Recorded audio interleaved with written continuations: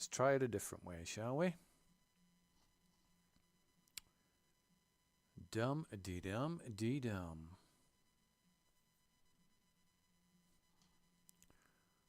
Now, apparently it's streaming somewhere, but who knows where?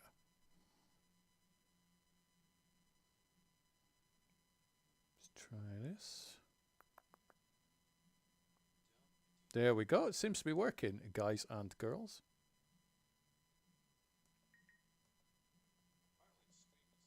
There we go. Yeah, I don't know what the heck was going on there. So, my first podcast of the year is very jagged. Actually, it's not my first podcast of the year. My first podcast of the year was last night on the 10th of January, where I got to hang out with the wonderful people at the Golden Globus Theatre podcast.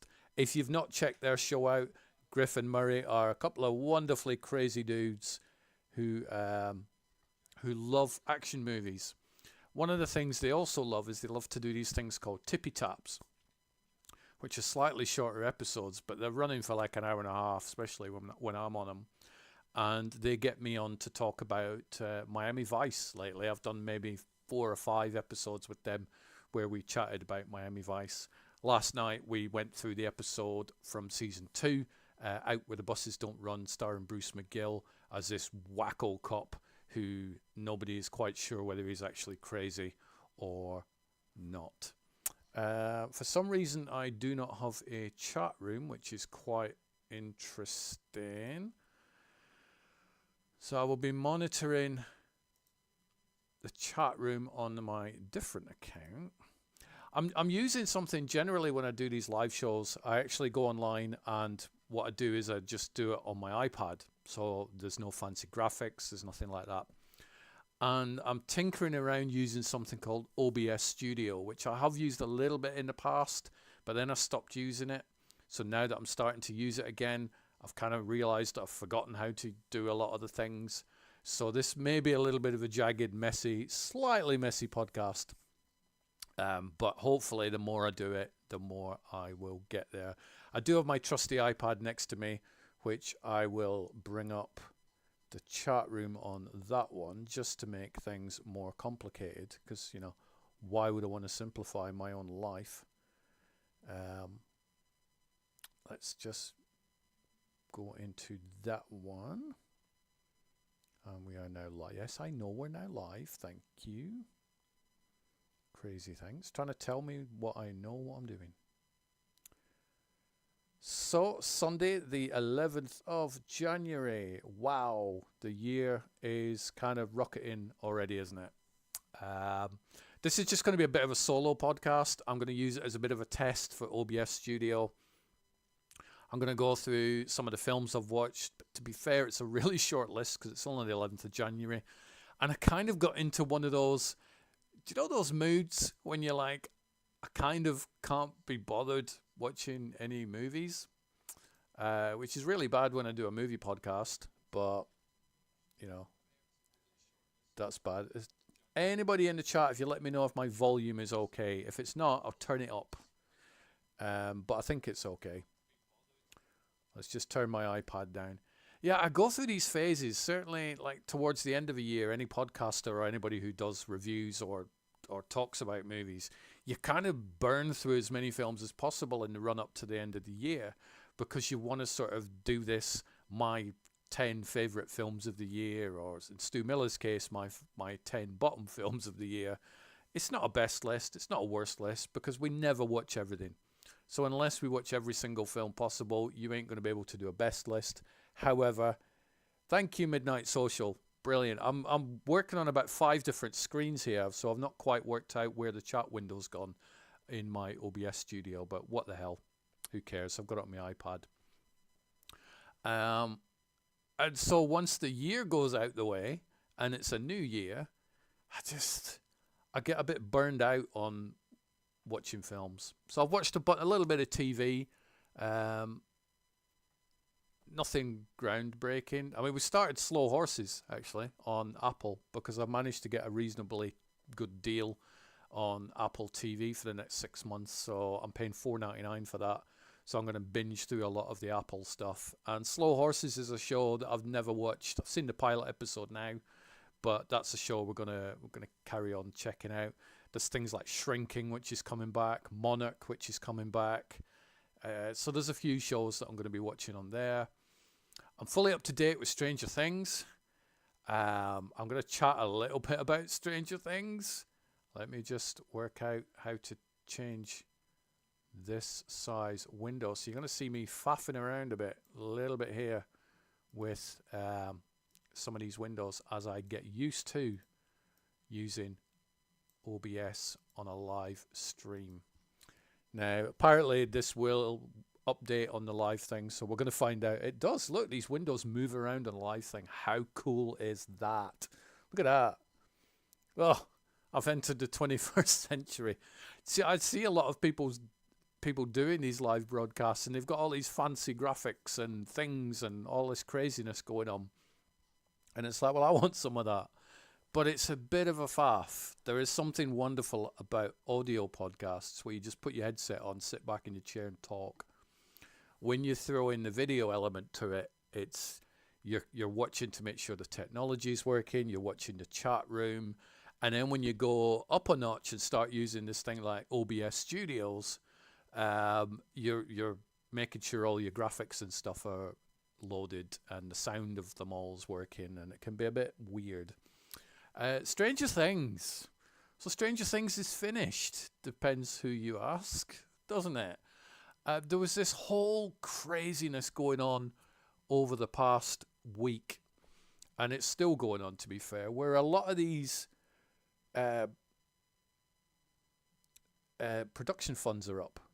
Yes, true. Not quite sure what that relates to, but yep, I'm all right. Yeah, I wish my funds were up. It's amazing. So yeah, Stranger Things. We had a finale on New Year's Eve, New Year's Day, whenever you watched it, and it finished. And I liked the ending. I'm not going to delve into the details because some people might not have watched it, but I thought the finale was fine. I thought it was fine. I liked how it ended. It was always going to be a tricky thing, ending a show that has been running over 10 years. Game of Thrones ran into the similar problem. I suppose The Walking Dead kind of finished, but then didn't because there's multiple spin-offs of The Walking Dead.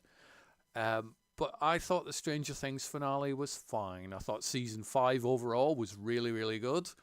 A lot of the internet disagrees. Of course it does. That's what the internet loves to do. But then after the finale aired, there was this stupidity. And it is stupidity. Or at least it's 99% stupidity. Maybe there's 1%. Well, that's possible. You never know what might happen.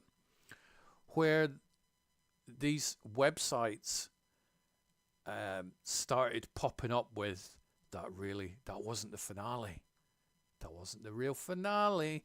Netflix are going to drop a new finale. They're just going to drop this bonus episode in like a few days, 7th of January, I think it was.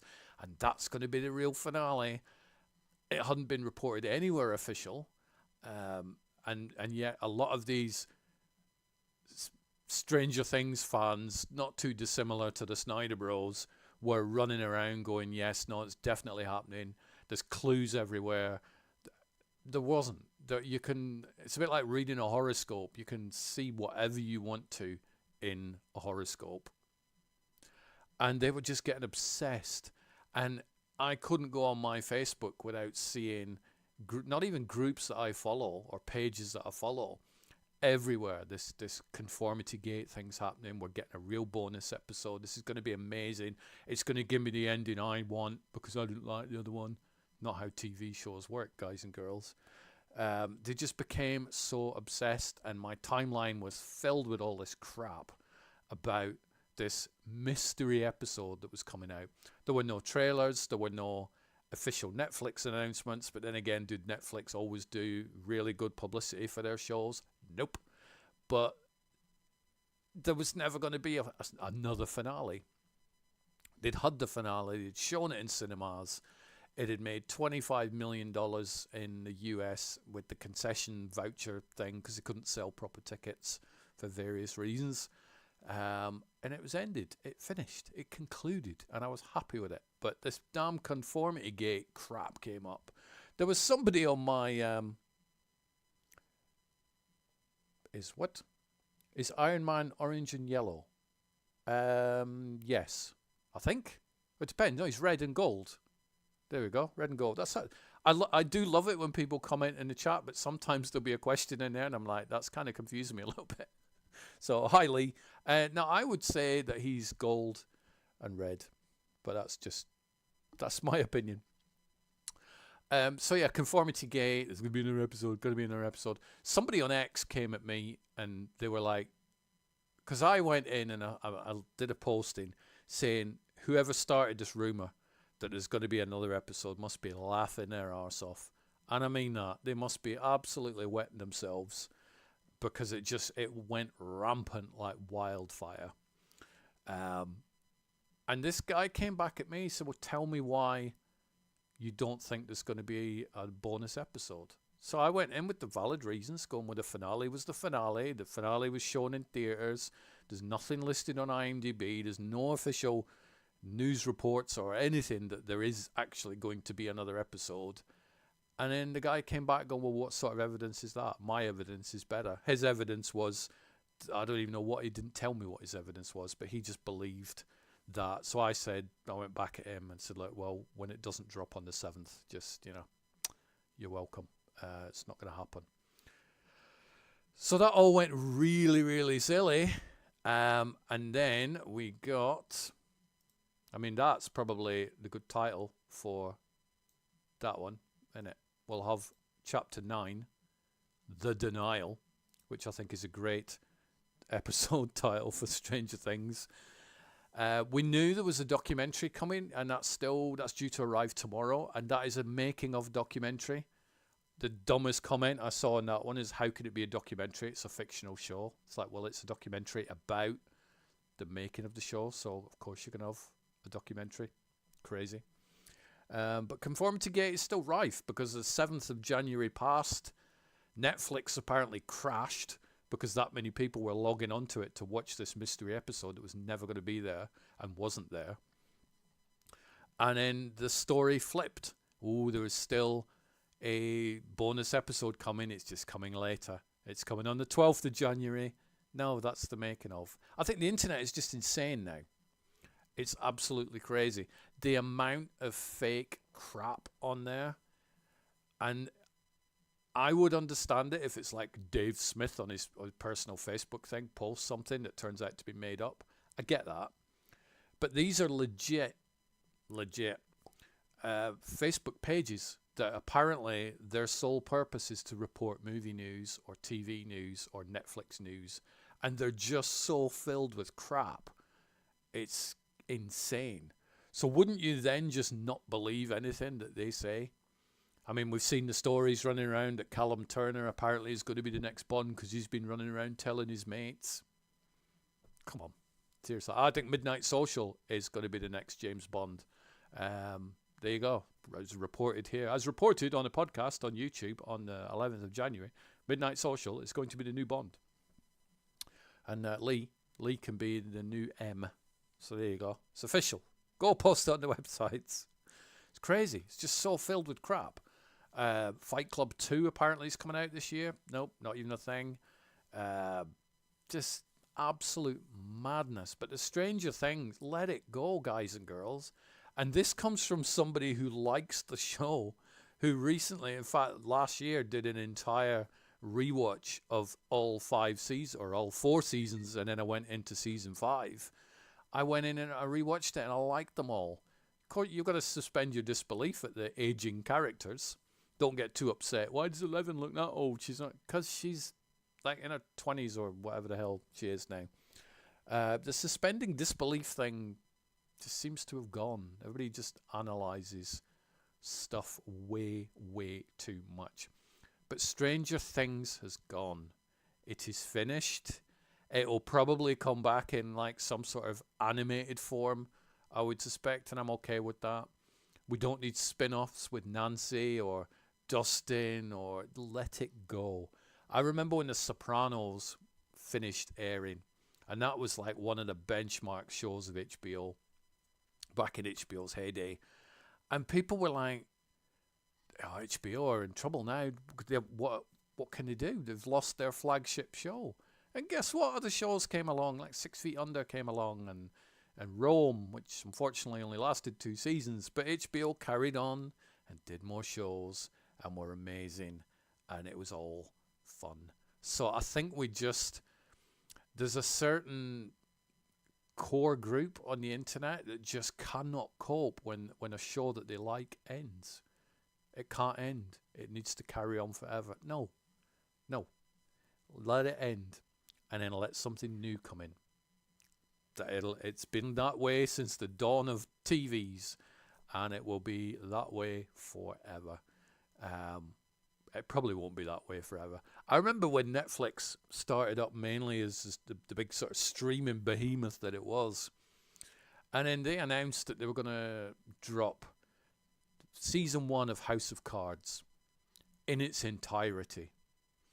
And people lost their minds. They were like, what? Why? They couldn't come to grips with the fact that an entire season of a show was just going to get dropped on. And like, nobody's going to watch that in a day or a day and a half or 2 days. Guess what? They did. And years later, when streamers like Apple go, well, we're going to release ours week to week, people are like, that's not going to work. How quick people's attention spans change and how quickly they get used to something else is it's absolutely insane. What's your ultimate way of TV shows dropping? I'm not a massive fan of an entire season dropping on a platform all at once, because I've kind of got out of those days where I would sit down and watch an entire TV show all in a oneer. I quite like the way that Bosch did it on Freevee on Amazon, where they would drop like 2 episodes a week. That was pretty good. That worked for me. And I also quite like the way that Stranger Things did it for season 5, where it's like you get 4 episodes, then you get 3 episodes, and you get the finale. So the official finale, not the fake finale. Just dropping a little batch of episodes is my preferred way to do it. Gone are the days when I would just think, right, well, I'm spending my entire Sunday watching an entire season of Mayor of Kingstown, which is what I've started doing. I've just started season 4. I've watched a couple of episodes of that. A little bit behind. I think that season's now finished on Paramount Plus, but I'm watching that one. I'm enjoying it. I'm not.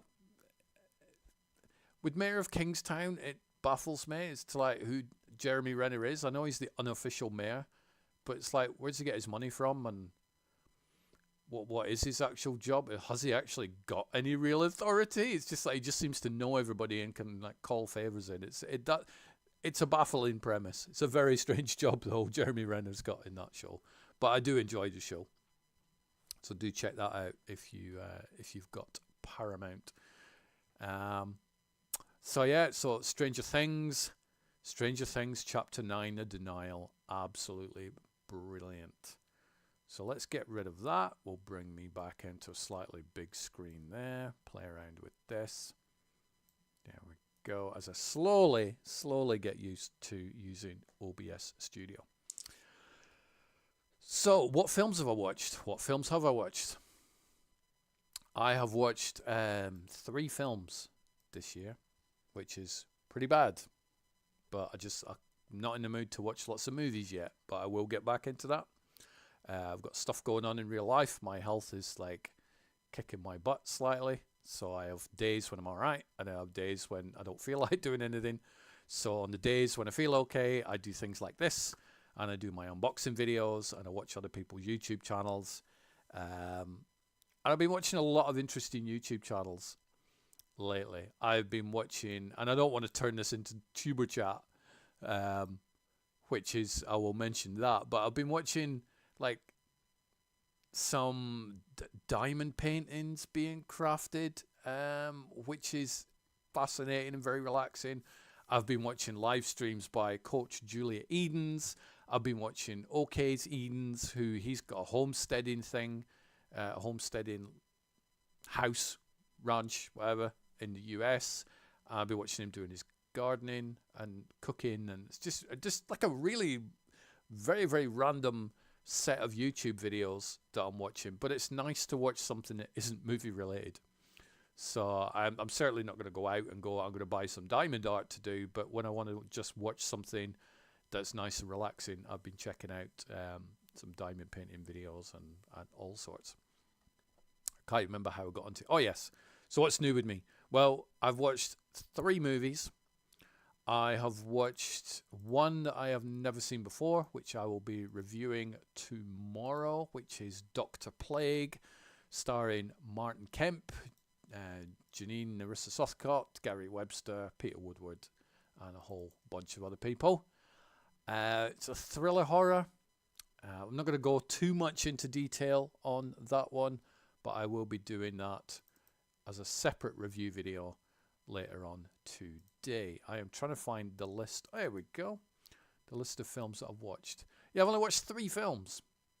And 2 of those are rewatches, which is pretty poor, really, isn't it? So the first one I watched, the very first film, for the record, the last film I watched last year was a rewatch of 1986's Top Gun, which is an absolute stunker of a film. I love Top Gun. Absolutely amazing. Let me try and see if I can add something on the old fly. Can I? That's the question. Who knows? So I watched something like 176 films last year. Let's go to this one. There we go. Oh, look at that. Look. Lovely Top Gun poster art there. There we go. Look, I can add images. Absolutely amazing. So the last film that I watched last year was, in fact, Top Gun. Now, it's a film that I have seen a lot over the years.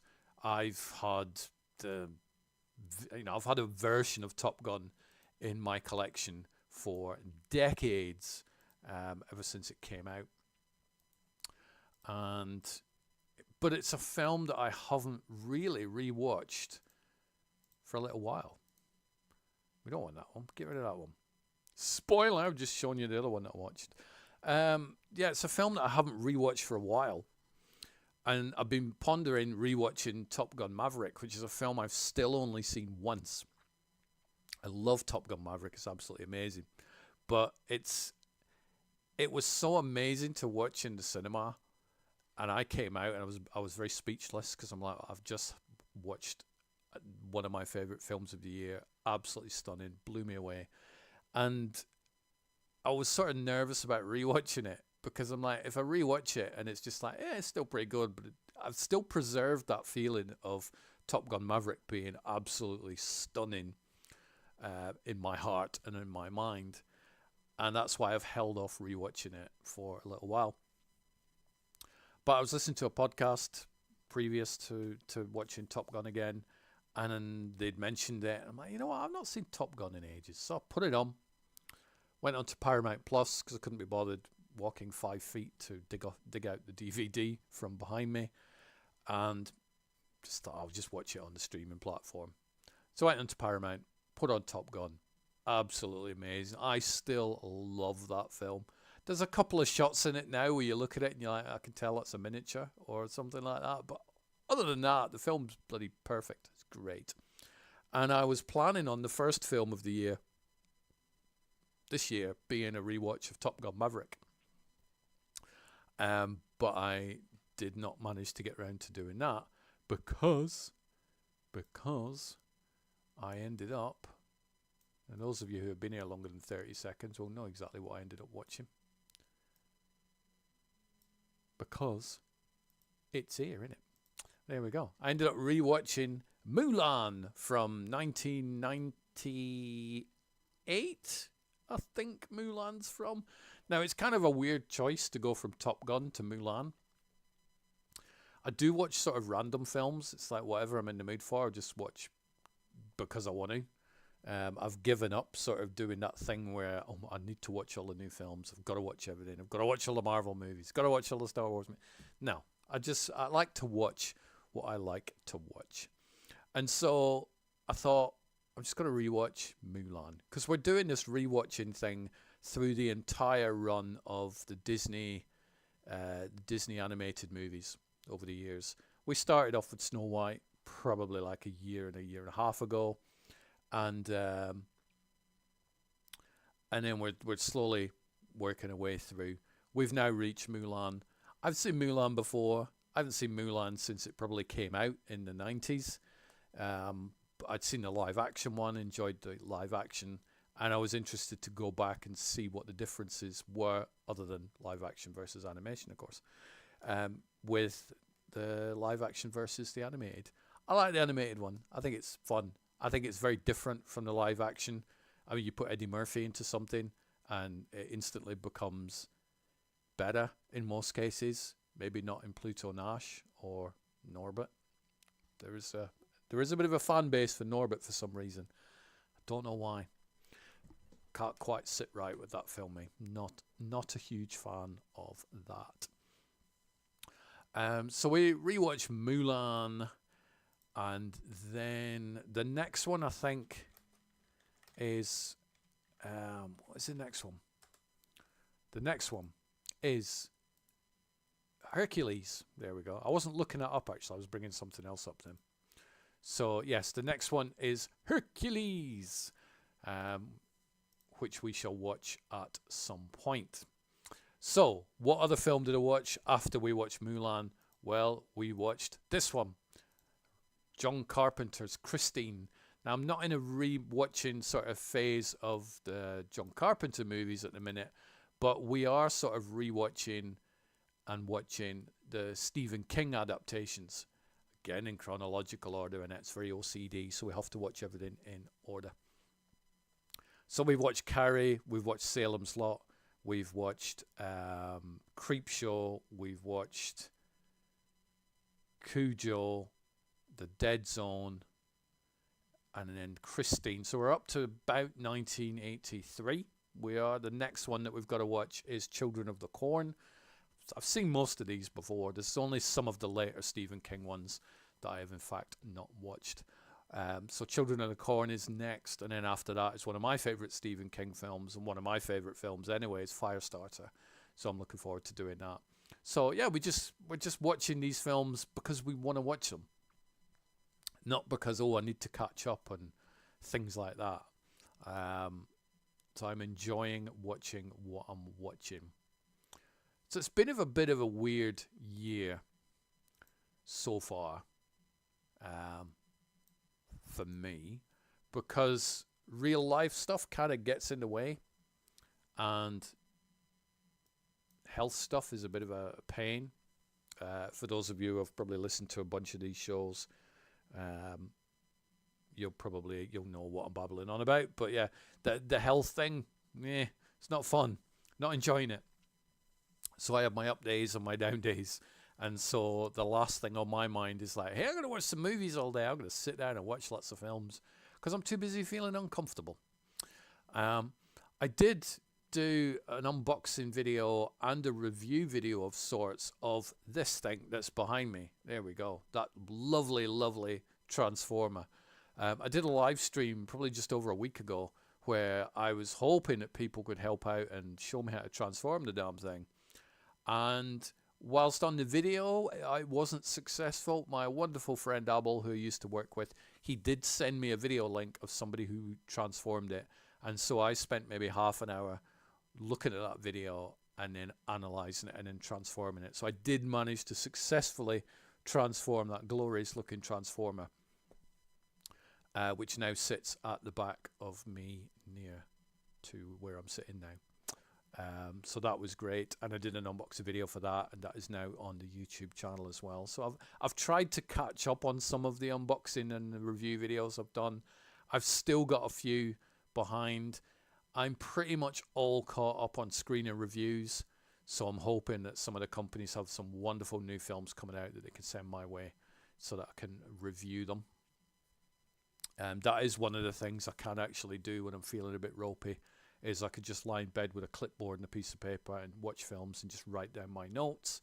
And then when I'm not feeling ropey, then I can get up and I can type them into some sort of review. So all is good in that regard. The weather sucks, so I haven't really been out anywhere. We've currently got some sort of storm overhead that is just blowing a gale. Not that I really want to go out anyway because it's winter, so that kind of sucks. Video games. I've been playing some video games, and this was the main reason that I wanted to do this OBS thing, to try and test the video game capability and playback on it. So this is where everything could go wrong. So one of the things I wanted to do was to download some of the video games I've been playing and play them, capture some footage. So the first one I'm going to go through is the one that is over there, and it is Starship Troopers Extermination. Now, I even captured some lovely game footage there, which I will shrink down just for you. Attention all Vanguard companies. The bugs have grown bolder, and intelligence reports indicate that bug holes are opening en masse across planets residing near the Iraq. I don't know if you can hear the audio in this game. I don't necessarily think you need to, but I'll turn it down anyway. In fact, I'm going to test it just to see, because I do need to know. There we go, yes. There we go, yep. So if I turn the audio down on this, that will hopefully be better. There's so many things you can do on this OBS. It's like you click one wrong button and the whole damn thing goes a bit crazy. So there is a Starship Troopers game, which on the surface sounds amazing because it's Starship Troopers, isn't it? However, I was not impressed. So I'm just clicking forward to get to some of the gameplay. So it goes into this whole tutorial backstory sort of thing, and you're like, well, I don't really give a crap. Just let me shoot monsters. And so, if you look at all this footage, this is all way before. There we go. So this is what the gameplay looks like in Starship Troopers. What do you think? I'm not massive. I mean, it looks kind of cool. Doesn't really look like, wow, this is a Starship Troopers video game. I mean, yes, you've got the bugs and stuff that are there. But it didn't grip me. It felt very much like a game that I would have played in the early 2000s or the mid 2000s or something like that. Not the mid 2000s, but yeah, something like that, mid 2000s. No, mid 2000s. Yes, it looks like a game I would have played about 20 years ago. Let's just go with that one, because it isn't the mid 2000s 2050, and we're not there yet. So it was fine. It just didn't feel like, there we go. I mean, if you look at that, it looks fine. It is pretty much just one of these, you've got to go explore, and then all these bugs come out, you just shoot them. Which, what more do you want from a Starship Troopers game? Not quite sure. But it wasn't gripping me. I mean, I'm saying it wasn't gripping me. I did end up playing about 30 minutes worth of gameplay. And I think graphically it's fine. But it's just, I mean, you can see it. It is what it is. It was okay. It isn't the game that I would happily run out and tell people, yeah, you got to go play it. It looked a bit dated. I don't even think it's that old. So it's not. It's probably only a couple of years old, maybe a little bit older than that, but it just didn't give me the feel of wanting to play a lot of it. So then, let's get rid of that one. So then, what else did I play? The next one I played was this one, Aliens Fireteam Elite. Let's bring the window in to match it up a little bit better, make it a little bit tidier on this one. I'm knocking all these windows out of alignment here, so I do apologize. So Aliens Fireteam Elite. I'm like, please be better than this. I mean, instantly, if you look at the graphics on this, this is instantly a lot better than the Starship Troopers one. It felt like I was in the Aliens world. I mean, we all know what the sound of the pulse rifles sound like, and the grenades and all that sort of stuff. I mean, just get to actual some gameplay. The design of the game looked like Aliens and Alien. So I was very, very instantly more impressed with this one than Starship Troopers. A little bit mission-based. I'm going to flick forward a little bit there. Let's get to some aliens, shall we? That's me playing around with the grenade buttons. And these are all the first plays as well. So this isn't, I haven't played the games and then recorded the video footage. These are all first plays. I'm not a hardcore gamer. I do like video games. I would like to play more video games than I do. But I am making an effort this year to actually try and play a lot of the games that I haven't in the past. And that's where we're getting things like Aliens Fireteam Elite from. So I'd mentioned on Starship Troopers that I didn't really feel for the game. It didn't grab me. This Aliens Fireteam Elite did. I'm like, oh, this is fun. I could see me playing quite a bit of this.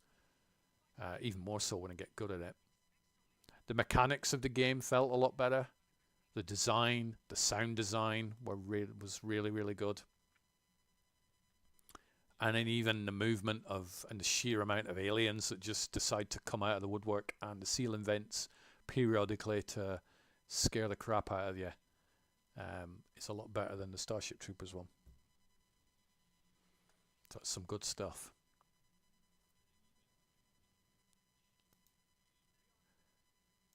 You up your ammo.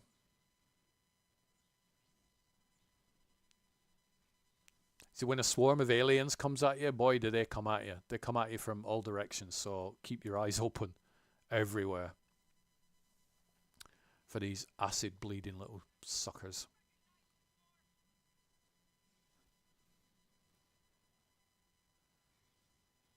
Fun game. I was very, very impressed with this one. I think you pick this one up for like £15 or something now. It is relatively cheap. I mean, gone are the days for me when I would buy brand new games for like £60, £70 or whatever. Just I don't have the budget for that. So for me, a new game is just a game I've never played before. So even though Aliens Fireteam Elite has probably been out a few years, it was new to me, and so I was enjoying it. I think it came free 1 month as part of the PS Plus library. So because I've sort of resurrected my PS Plus library and I'm back again with it, I can now go and play some of the games that I've been downloading and adding to the library over the years.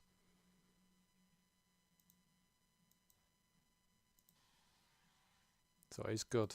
It's a good game. I would recommend Aliens Fireteam Elite. Let's get rid of that one. The next one. What is the next game? Now, this is one that I was given a key for because there is a bit of DLC that is coming for this one. And this is World War Z Aftermath, or World War Z if you're in the UK. I'm okay calling it World War Z because it sounds like World War 3. Now, I went back to the PR company and went, well, I've not played the base game. Do you happen to have any keys for the base game? And they wonderfully came back with a yes. So that was quite nice. So I downloaded the game, popped it up. Now it's obviously based on the movie and the graphic novel. So I was hoping, because I've seen the film, and the most iconic scene in the film is the swarm of the zombies, building themselves up and trying to climb over. There's a whole bunch of episodes and stuff that you can do on this. I didn't really delve into it. I'm not what I would call a hardcore gamer, but I am the sort of gamer that just wants to put a game on and just play the game. I don't necessarily want to spend 20 minutes going through the tutorials and learning everything. And just let me go for a quick match. And so I hunted around for the quick match, went into the lobby. It put me in the random episode 3 Moscow, where you got to rescue a helicopter crew, and then we were this is the into end. the sort of cinematic for World War Z. And this is the gameplay itself. Be silent. The controls feel very, very Call of Duty-ish, so it's similar controls. Playing a World War Z game, you kind of, you know that I'm running around here at the minute, it's all quiet.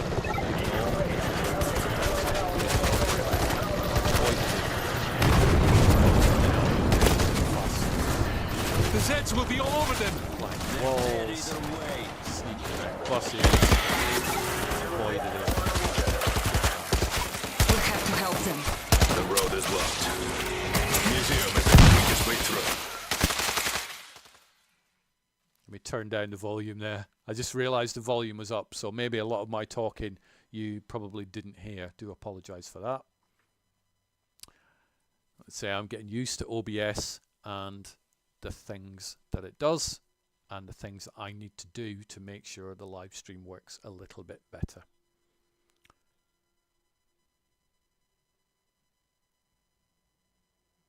So I was kind of instantly impressed with this game.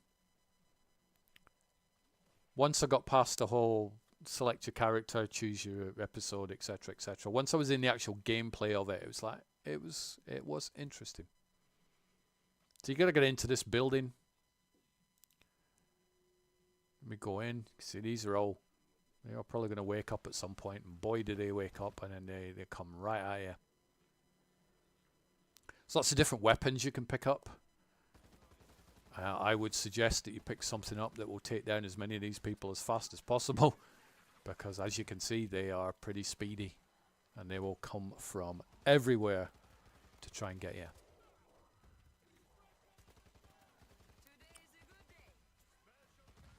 But I had fun playing this. You got to watch your health as well. Your health will go down. Your colleagues can, unless they're busy in a battle, resurrect you and give you some health. So that's quite nice. So therefore, do the same for them as well. There's also these chests lying around where you can replenish your ammo. I would suggest every time you see one of these chests, do replenish your weapons. And your health, of course. See, went back, did it again.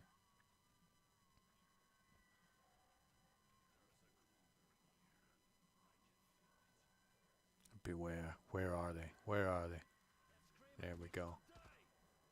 Big guy behind the boxes. Coming to get you. Run! Shoot him. Do you know what this game reminded me of? This game reminded me of one I used to play years and years ago, Left 4 Dead. Which, there was like, I think there was like 2 of them that came out. I used to love those games. And then it sort of just never carried on. I don't know what, I think it was Valve that made them. And I really like those games. And it was just literally, it was so basic, because it was just hordes of crazy things coming at you. You had to kill them and get to the end of the level. It's a very, very basic plot, but it was all you needed. And World War Z Aftermath kind of reminded me a little bit of that. It reminded me of the Left 4 Dead days, which made me very, very happy, because I was a huge fan of Left 4 Dead.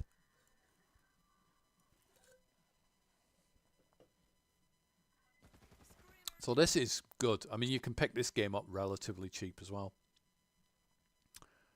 So it might not be the newest game out there, but there is some DLC that has The Walking Dead coming in to this game. So that'll be interesting. You play Walking Dead DLC.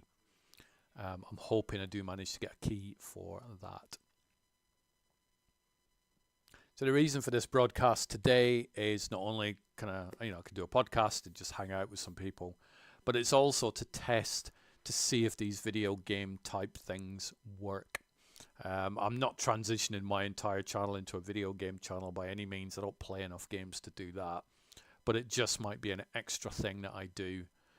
Because there's so many video games and movies and TV shows out there, and you can probably type into something, oh, let me see some gameplay of this. I'm certainly not the only one that's showing World War Z gameplay footage. But sometimes it's just quite nice to hear thoughts from a non-hardcore gamer. I mean, this is insane, this level. But it's a very easy game to play. It is just a case of just blast people and hope for the best, and hopefully you don't get killed.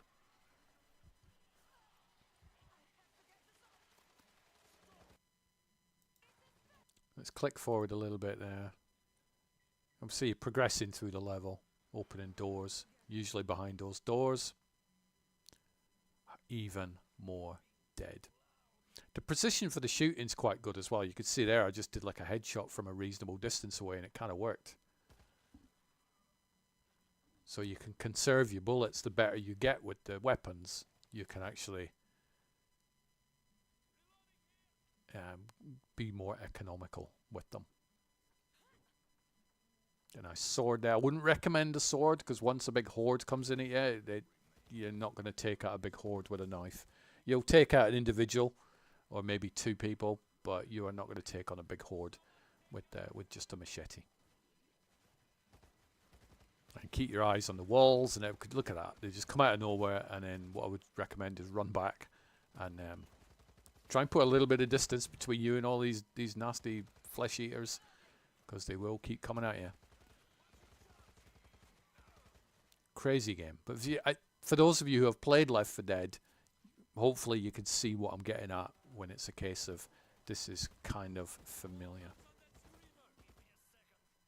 So I played a bunch of that. Let's get rid of the thumbnail there. I have one more video game to come, and I will make sure that I turn down the volume on this one for you. There we go. And then what am I playing? This. Stray. So we're going from crazy zombie trying to kill me type things to a game called Stray, which is about a stray cat. Now, this was a game I think Stu Miller recommended it to me way back, and it is such a sweet game. I won't go through the whole video with you, but you're playing a stray cat. There we go. Look how cute is that? You're playing one of these. The cats are playing. Oh, how cute is that? Look at them. And then the cats decide we're going to run off and play. And this is actual gameplay now. Look at the graphics on that. Having a bit of an explore. And then we're back into some cinematics. Now this is setting up the whole storyline. So we've got all these little cats and kittens. I'm guessing they're all strays. They're all friends. They're all off on a bit of an adventure. Having a wander. It's just getting you used to the controlling of the game.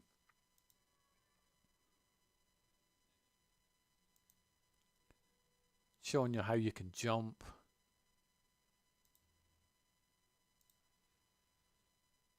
Look at that. Oh, how cute is that?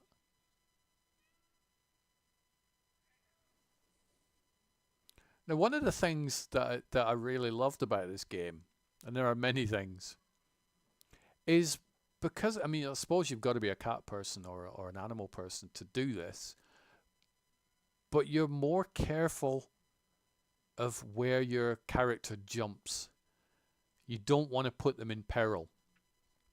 Now, if this was a human character, you wouldn't give 2 seconds thought about jumping off those pipes or, you know, jumping into the trees from above, would you? You really wouldn't care. But because you're a cat, you're kind of a bit more careful because you don't want to hurt your cat, do you? Because it's like, it's a cat. So there was a lot less just randomly risky jumping off pipes and things like that when I was playing it, which I found quite sweet, to be fair. Now, playing this game, you think, well, what am I doing? Where am I going? What is the point of this game? Now, all this sort of prologue is setting you up for that. It is getting you used to the nature of the gameplay.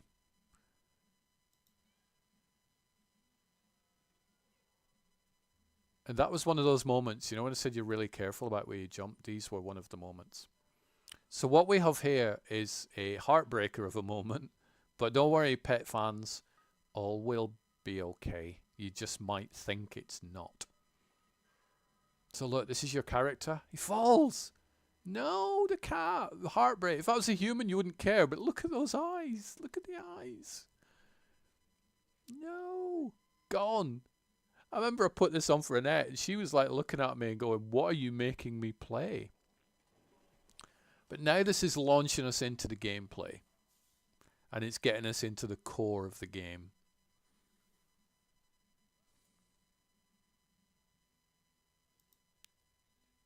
So we're now transitioning. For the first few minutes, if you noticed, Cat has a limp. You're like, oh, for the love of God, what are you doing to me, game designers?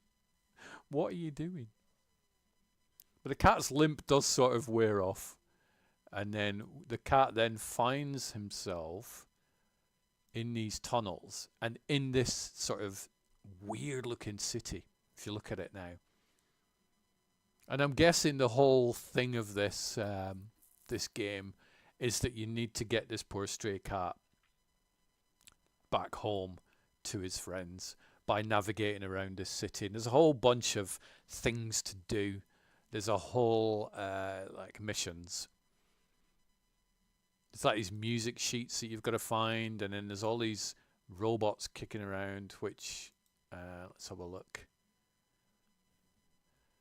Hopefully we'll try and find someone else. So you will see clues dotted around. You can jump on tables and little roofs and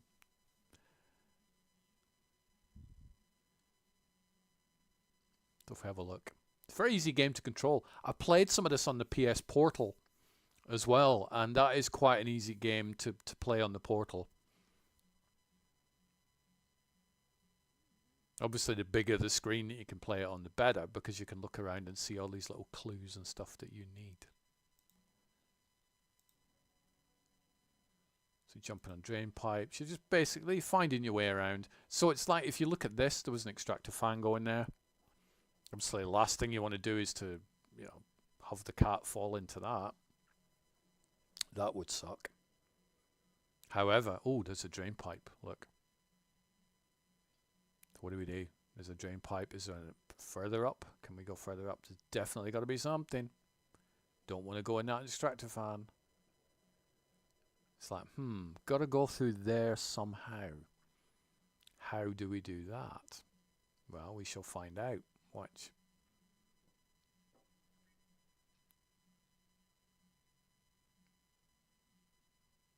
So it's a little bit of an exploring type game. So you pick something up. Now maybe the cat has an idea. Up on the pipe again. Up we go. Now if we drop that, in it goes and stops that fan. Which means we can go through to the next part. Genius! Smart cat. And you can knock things like paint tins off. So there is one level where you've got to knock, and you've got to put weights on lifts and stuff like that. So kind of like an old Tomb Raider used to do that sort of thing, didn't it? So there's lots of little puzzles in this as you navigate your way around the city. But it's good. It's a good game. I have had to go online a couple of times and just look for like, not spoilers, but to look at a walkthrough guide, because I'm like, I think I've done everything I needed to do, and it turns out I hadn't. Again, I'm not a hardcore gamer, so you know.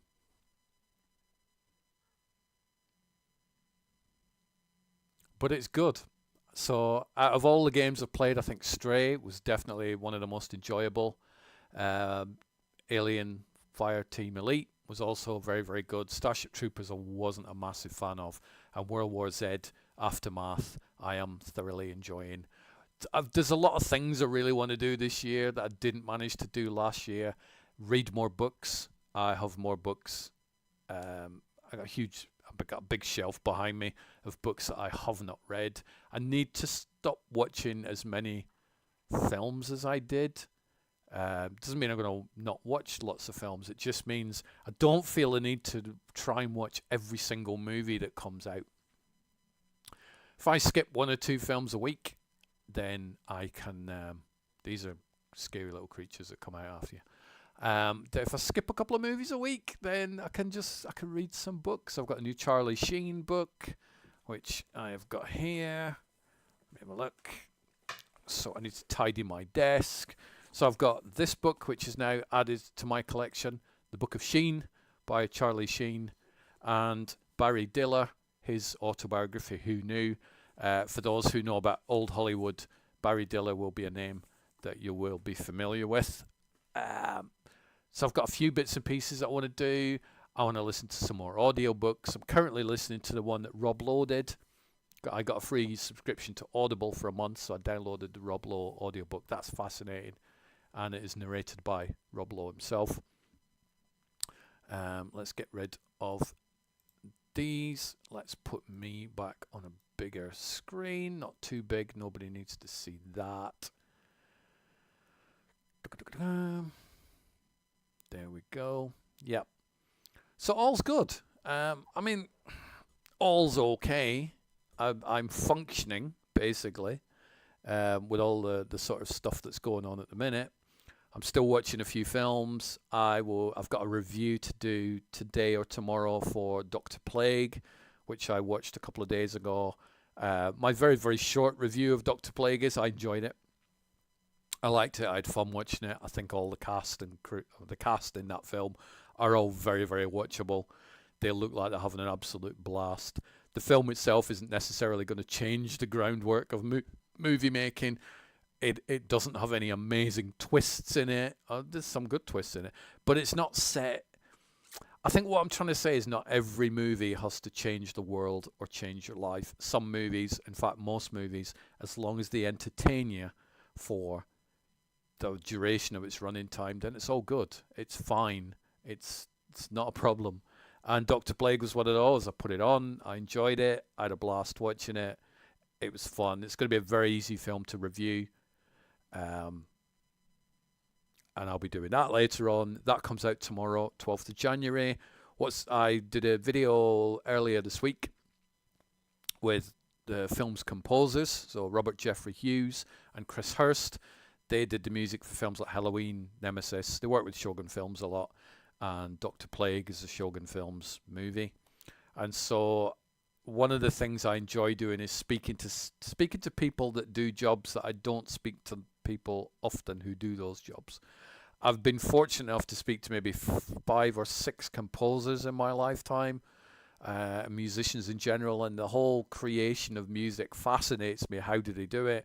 And how long does it take? What's the hardest thing? And all that sort of stuff. It's one of the reasons I love speaking to Chris, who's NRX.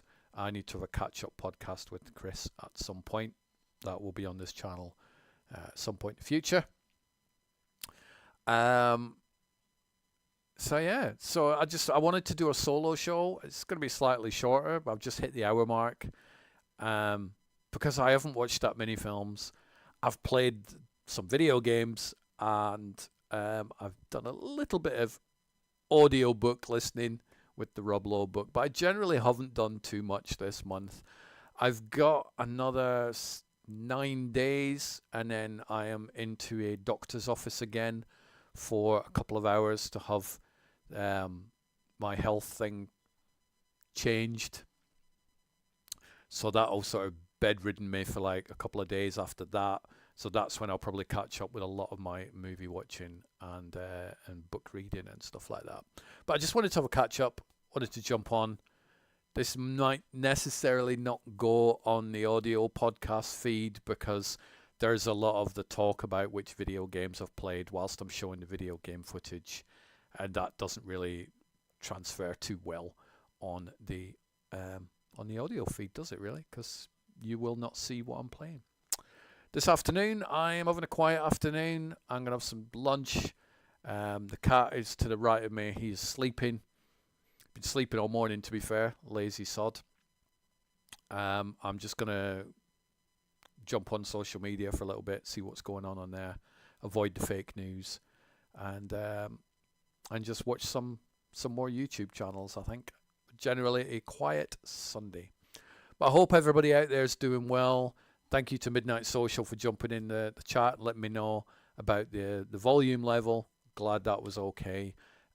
Do apologize if for some of the video game sequences you couldn't hear me because the video game level was too high.